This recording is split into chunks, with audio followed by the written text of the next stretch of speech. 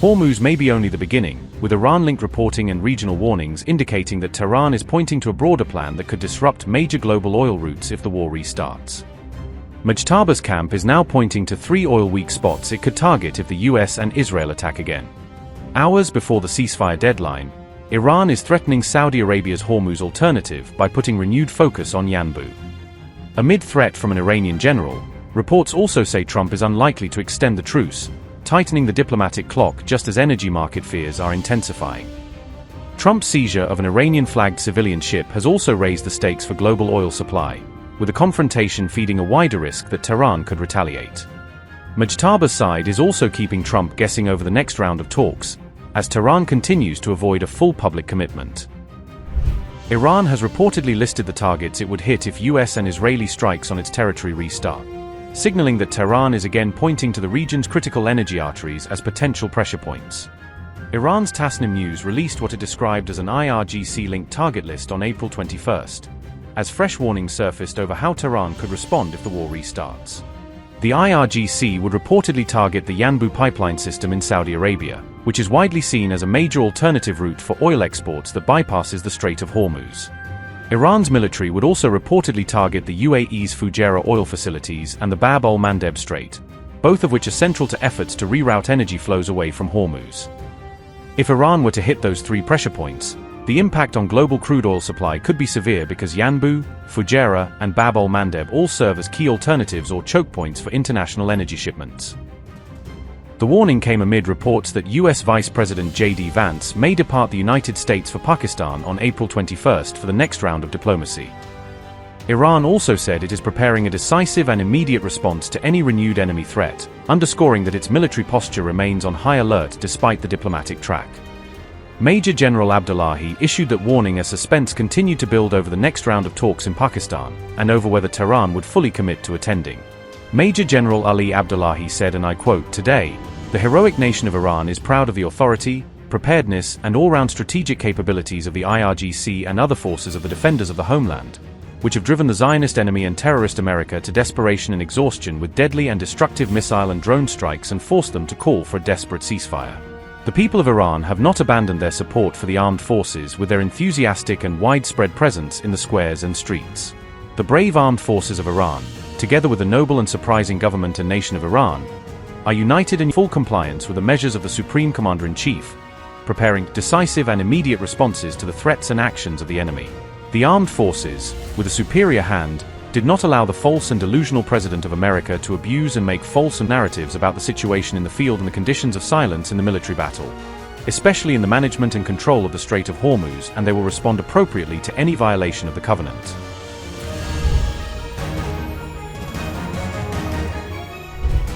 Trump may not be ready to extend the 2-week truce with Iran as the deadline approaches, with the ceasefire now entering its final hours and fresh doubts growing over whether he wants to prolong the pause in fighting. The Wall Street Journal made that revelation on April 20th, citing sources who said Trump was unlikely to keep the ceasefire in place if no agreement is reached before the current deadline runs out. The 2-week ceasefire in Iran is set to expire on April 22nd amid rising uncertainty over the talks, leaving negotiators under pressure as the diplomatic window appears to be narrowing fast.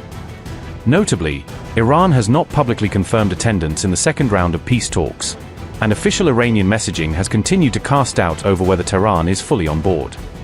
But Iran has signaled to mediators that it intends to send a delegation, according to reports, suggesting Tehran may still be keeping the door open for diplomacy despite its public hesitation. Yemen's Iran-aligned Houthi movement reportedly threatened on April 19th to shut the Bab al-Mandeb Strait, opening another potential pressure point in the wider regional confrontation. Houthi Deputy Foreign Minister warned that the group could move to close the waterway linking the Red Sea and the Gulf of Aden if tensions continue to escalate. The Houthis also signaled that the Bab al-Mandeb could be targeted if US President Donald Trump obstructs peace efforts, tying the threat directly to Washington's role in the crisis. Hussein al-Aziz said, and I quote, "If Sana'a decides to close the Bab al-Mandeb, then all of mankind and jinn will be utterly powerless to open it. And therefore, it is best for Trump, and the complicit world, to immediately end all practices and policies that obstruct peace and to show the respect required for the rights of our people and nation." Unquote.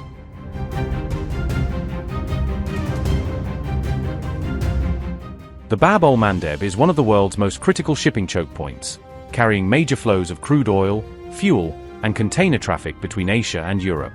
At its narrowest point, the strait is about 29 kilometers wide and channels maritime traffic through two main lanes, making it highly vulnerable to disruption. Oil shipments moving from the Gulf toward the Mediterranean depend heavily on the Bab al-Mandeb route as part of a larger Suez-linked trade corridor. Russian oil cargoes bound for Asian markets also use this strategic maritime passage, underscoring its importance well beyond the Middle East.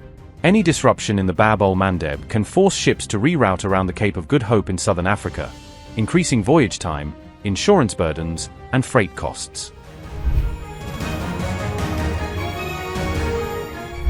Iran released a video on April 19 showing underground missile and drone launchers, signaling that its strategic weapons infrastructure remains active despite weeks of war.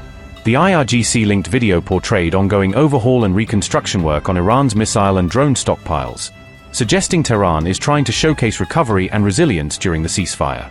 IRGC Aerospace Force Commander Saeed Majid Mousavi said the replenishment of arms had been accelerated, according to reporting cited by Iranian outlets. Mousavi said the pace of replenishing weapons increased during the ceasefire period, indicating that Iran used the pause to restore parts of its arsenal. His remarks were reported by WANA and Press TV just ahead of the expected expiry of the ceasefire window. Saeed Majid Mousavi said, and I quote, "Iran's speed in updating and reloading missile and drone launchers have surpassed even its pre-war pace. We are aware that the enemy is incapable of creating such conditions for themselves during the ceasefire. Since the ceasefire began on April 11th, the United States has had to bring in ammunition from the other side of the world in a trickle. They have lost this phase of the war as well. They have lost the Strait, they have lost Lebanon, and they have lost the entire region." Unquote. Mousavi's claims came after US media reports argued that Iran still retained the ability to sustain its missile capability despite the conflict. The Wall Street Journal, citing US intelligence assessments, reported that Iran still has thousands of ballistic missiles in reserve.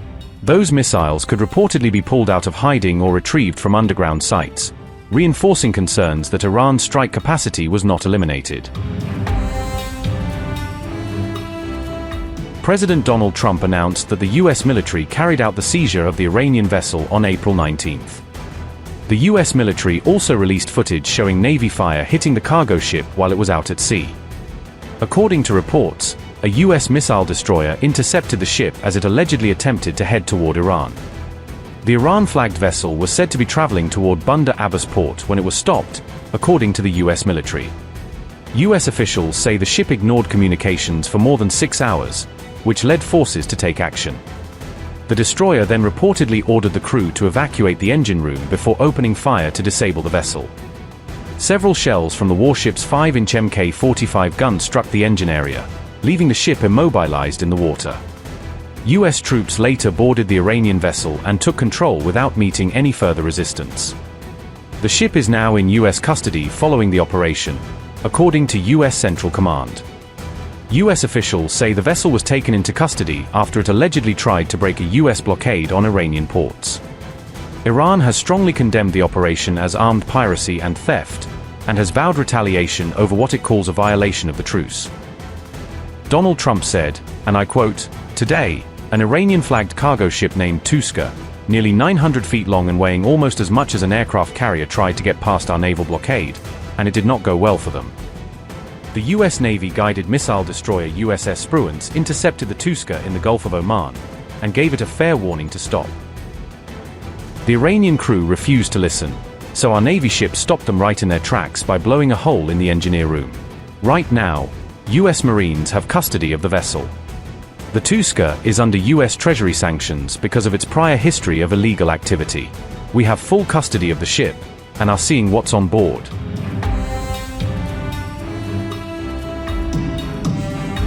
In response, Iranian media said drone attacks were launched targeting US warships operating nearby. Iranian officials described the strikes as direct retaliation for what they called a US act of aggression. Iran strongly condemned the incident and warned that further retaliation against the US would follow. Ibrahim Zulfiqari said, and I quote, "The aggressor United States violated the ceasefire and committed maritime piracy by firing at an Iranian merchant ship in the waters of the Sea of Oman and landing a number of its terrorist marines on the deck of the vessel, disabling its navigation system. We warn that the armed forces of the Islamic Republic of Iran will soon respond to this armed piracy and retaliation by the US Army," unquote. The operation comes at a time of fragile ceasefire and growing uncertainty over ongoing diplomatic efforts. The US action also came just 2 days before the 2-week ceasefire with Iran was due to end. Meanwhile, Iran says it has no plans yet to attend the next round of talks in Pakistan.